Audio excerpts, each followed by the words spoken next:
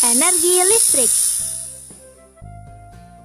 Hai teman-teman, salam Neobi. Ada 5 hal yang perlu kita ingat tentang energi listrik. Yang pertama, gejala kelistrikan. Muatan listrik adalah muatan yang mengandung sifat listrik. Ada muatan positif dan ada juga muatan negatif. Muatan positif ini disebut proton, sedangkan muatan negatif disebut elektron.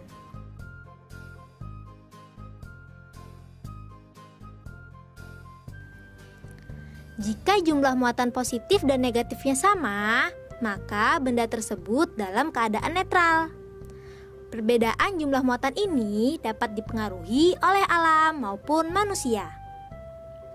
Saat jumlah muatan berbeda, maka akan timbul aliran muatan. Aliran muatan inilah yang disebut gejala kelistrikan. Dalam gejala kelistrikan terdapat arus listrik, yaitu pergerakan muatan listrik akibat aliran elektron. Apa saja ya contoh-contoh gejala kelistrikan itu? Contohnya yaitu penggaris plastik dapat menarik kertas kecil. Bagaimana hal ini bisa terjadi? Awalnya penggaris digosokkan ke rambut, maka terjadilah perpindahan elektron dari rambut ke penggaris plastik. Akibatnya penggaris plastik kelebihan elektron. Saat penggaris plastik yang kelebihan elektron didekatkan pada kertas kecil, maka elektronnya berpindah menuju kertas kecil. Karena massa kertas lebih kecil dari massa penggaris, maka kertas kecil tertarik menuju penggaris, mengiringi perpindahan elektron dari penggaris menuju kertas kecil.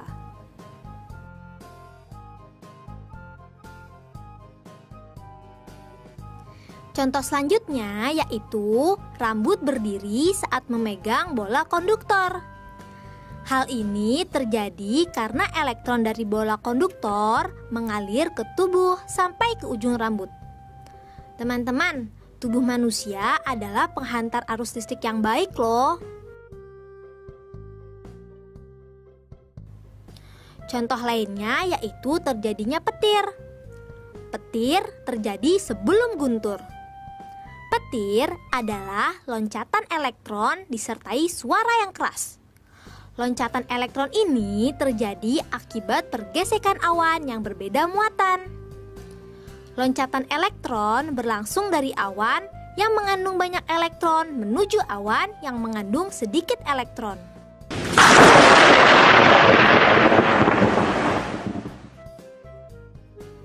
Yang kedua, konduktor. Konduktor itu apa ya?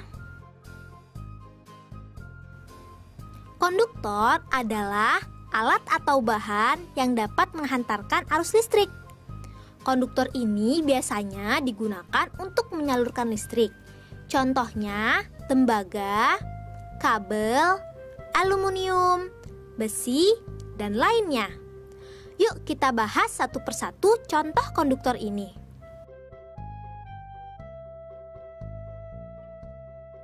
Tembaga adalah logam berwarna keemasan merah.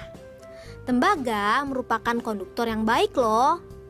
Simbol ilmiah tembaga adalah Cu. Tembaga biasa digunakan sebagai bahan dasar kabel, kumparan trafo, dan pipa pendingin. Kabel adalah alat yang digunakan untuk meneruskan sinyal dari satu tempat ke tempat lain. Kabel terbuat dari tembaga yang dilapisi bahan isolator di sekelilingnya. Kabel ini digunakan dalam perakitan televisi, menyalurkan energi listrik dari pembangkit menuju perumahan, mengisi muatan HP, dan lainnya. Aluminium adalah logam ringan berwarna putih keperakan. Aluminium termasuk konduktor yang baik. Bahan ini sangat berguna dalam penyolderan, membuat alat-alat rumah tangga seperti panci, wajan, dan lainnya. Besi adalah logam yang berasal dari biji besi. Simbol besi ini adalah Fe. Besi termasuk konduktor yang baik juga loh. Besi digunakan sebagai bahan bangunan, perakitan mobil, perakitan senjata, dan lain-lain. Nah, itu tadi beberapa hal yang perlu kita ingat. Diingat-ingat ya. Be smart, be happy.